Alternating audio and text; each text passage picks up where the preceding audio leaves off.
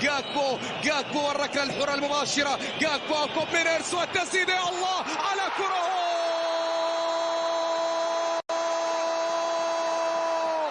لا لا لا لا لا لا لا لا، ما الذي يحدث؟ ما الذي يجري؟ هذا جنون، نعم هذا جنون. هذا الهدف الهولندي هو جنون، جنون بكل ما تحمله الكلمة من معنى.